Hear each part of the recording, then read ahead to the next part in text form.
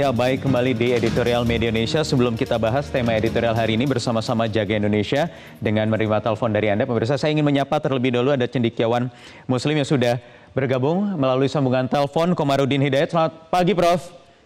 Selamat pagi. Ya, kita tema editorial hari ini menjaga bersama-sama Jaga Indonesia. Kerangka besarnya adalah bagaimana menjaga keberagaman, menjaga NKRI, bangsa yang besar ini, di tengah narasi-narasi yang berpotensi bisa mengancam keberlangsungan bangsa ini, Prof. Bagaimana caranya? Iya. Nah, untuk menghargai sebuah kebersamaan, sekarang kita bayangkan ya, bagaimana rasanya hidup di daerah sebagaimana Syria, misalnya ya, yang ribut, atau Yaman, atau kemudian negara-negara lain yang gagal, yang kacau. Sekali sebuah konflik, perpecahan, peperangan itu muncul, itu sulit sekali dirajut, didamaikan kembali. Dan rakyatnya, ya, ekonominya, pendidikannya, kesejahteraan keluarga, itu kacau balau. Nah, jangan sampai kita itu kemudian akan jatuh seperti mereka, berat sekali bebannya. Pertanyaannya kemudian, bangsa kita ini sekarang kondisinya seperti apa? Kalau melihat kita di kota besar, hiruk pikuknya begitu terasa, riuh renyahnya juga sudah begitu keras, begitu kental.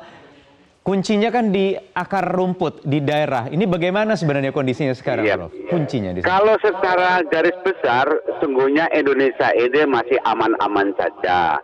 Anda bisa terbang perjalanan darat dari Aceh sampai Papua, Anda aman-aman saja. Sekolah, pendidikan, pasar masih jalan. Hanya saja memang kita perlu preventif, jangan sampai menjelang pemilu misalnya, yang itu hanya 5 tahunan sekali, tapi memecah belah persahabatan, keluarga, konflik dan sebagainya. Saya percaya ya bahwa bangsa kita itu lentur sekali. Sudah diuji berkali-kali kita lulus, padahal negara ini bersuku-suku, berpulau-pulau, ini luar biasa. Bukan negara daratan, kontinental, tapi utuh luar biasa. Tapi potensi konflik itu memang terjadi, tapi jangan terulang lagi lah seperti di Ambon, Kalimantan dan sebagainya. Nah, ini hemat saya, elit politiknya, media massa ikutlah menjaga, jangan sampai kemudian kalau ada konflik itu diperbesar-besarkan. Permasalahannya rakyat ini kan benar tadi yang Anda katakan begitu ya. Elit ini yang bermain di sini, ada tanggung jawab besar di tingkat elit. Sementara rakyat ini mengikuti apa yang dikatakan elit-elit yang tak jarang menebar pesimisme, menyebar kabar bohong, dan berbagai macam hal-hal negatif. Gini, media massa itu punya peran paradoksal. Sekarang ini rakyat cenderung percaya apa yang dikatakan di media massa. Apapun siapapun udah masuk media massa, itu yang didengar dan dipercaya. Tapi rakyat sekarang juga sudah semakin berkurang kepercayaannya media massa. Gitu.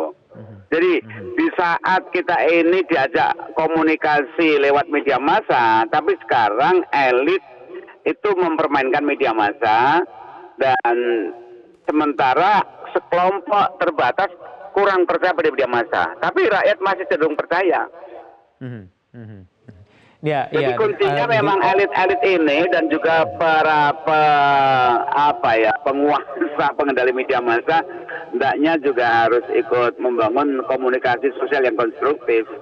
Iya. Membangun kembali akal sehat di tengah-tengah masyarakat untuk bisa hidup dalam demokrasi yang teduh.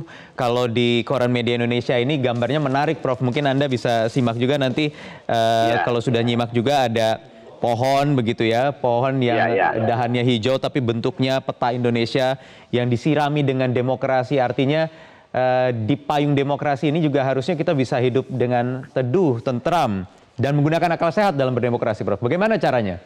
Nah, gini satu lagi ya, ketika masuk sentimen politik ditambah lagi dengan pembenaran agama, maka orang kecenderungan hanya ingin mau membaca, mendengarkan yang dia setuju dan yakini.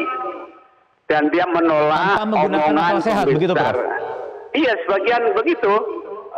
dia tidak mau apa yang dia sudah tidak setuju sebelumnya. Bahkan makanya di Brexit itu terjadi penyesalan kan ketika jadi para intelektual itu juga kurang diperhatikan. Sekarang mereka mulai mempertanyakan Brexit keluar dari Uni Eropa itu karena kecenderungannya orang tuh like or dislike, bukan benar atau salah, tapi senang atau tidak senang. Sehingga baru sadar di kemudian hari begitu ya? Oh ya, nyesel. Dan penyesalannya bisa panjang itu kalau udah menyangkut urusan negara. Ya, itu bahayanya ketika satu keputusan, apalagi keputusan politik, keputusan bangsa, hanya didasari dengan masalah like or dislike, bukan pakai akal sehat begitu. Iya, bahkan katanya andaikan Timur Timur itu referendum, katanya mungkin mereka akan kembali ke Indonesia. Sampai ke sana ya. Oke, baik. Jadi tentu harus sekali lagi dalam menjaga demokrasi, menjaga kebinekaan, menjaga Indonesia harus menggunakan akal sehat, begitu kuncinya ya Prof ya. Satu, akal sehat, kedua membayangkan betapa sengsaranya bangsa ini kalau sampai pecah negara ini. Oke, baik, itu harus dibayangkan tetapi tidak boleh dipahami sebagai satu hal yang bisa diyakini akan membawa kemudaratan begitu ya bagi bangsa ya. Jangan menjadi doktrin begitu ya. Oke, baik, terima kasih Prof. Komarudin Hidayat atas waktunya di Editorial Media Indonesia hari ini. Kami akan lanjutkan nanti kita bahas apa yang tadi sudah ditanggapi oleh Prof. Komarudin Hidayat dan juga sambil menunggu sambungan telepon dari Anda pemirsa di Editorial Media Indonesia sesaat lagi. Ya, baik, kembali di Editorial Media Indonesia. Sekarang sudah ada penelpon yang menghubungi kami. Saya ingin menyapa langsung, kita ke Jember, Jawa Timur. Ada Pak Ikhwan. Selamat pagi, Pak Ikhwan. Selamat pagi, Mas Wahyu dan Bang Gaudien. Selamat pagi, Pak. Silakan, Pak. Iya, keutuhan suatu bangsa itu suatu keharusan. Nah, utuh itu dalam arti ya wilayahnya, ya manusianya, ya programnya, dan pembangunan yang dilaksanakannya. Nah, kerap kali kita itu terjebak oleh masalah yang tidak prinsip. Sedangkan yang prinsip itu ya 5 pilar itu. Dari Pancasila, UUD 45, NKRI, Bhinneka Tunggal Ika, dan pembangunan nasional yang berkesinambungan. Itu yang prinsip. Tapi ada kali kita berhadapan dengan masalah yang tidak prinsip. Yang tidak prinsip itu like dislike, prejudice, negative interpretation, kemudian masuk dalam kelompok-kelompok yang dogmatik, eksklusif, ekstrim. Nah, pekerjaan pimpinan adalah membawa, mengarahkan, memandu, ya kan, mengawal dan memberikan dasar arah untuk ke arah yang positif itu tadi, yang prinsip. Nah, untuk itulah maka harus dilakukan apa yang dinamakan dengan program-program yang berkesinambungan juga dan karakter kepemimpinan. Itu yang penting di situ itu. Oke, baik.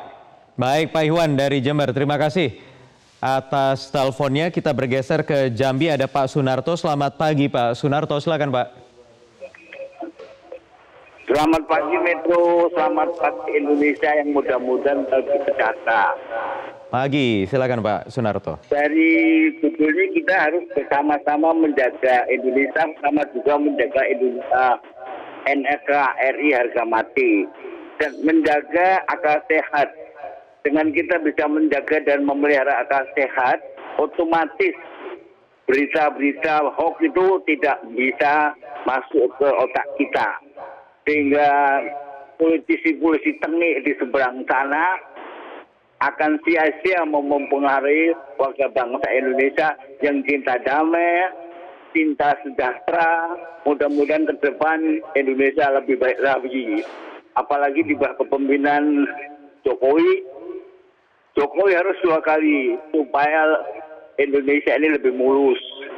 Kepada teman-teman seluruh bangsa Indonesia untuk hati-hati mendengar berita hoax. Saring dulu berita-berita tersebut ternyata tidak benar. Supaya kita hidup aman sejahtera, hari-hari bisa menikmati Indonesia dengan baik. Terima kasih. Assalamualaikum. Waalaikumsalam warahmatullahi wabarakatuh. Cross check dan double check gitu kalau mendapat informasi terutama dari media sosial. WhatsApp grup sering setiap hari bisa ratusan. Kita bergeser ke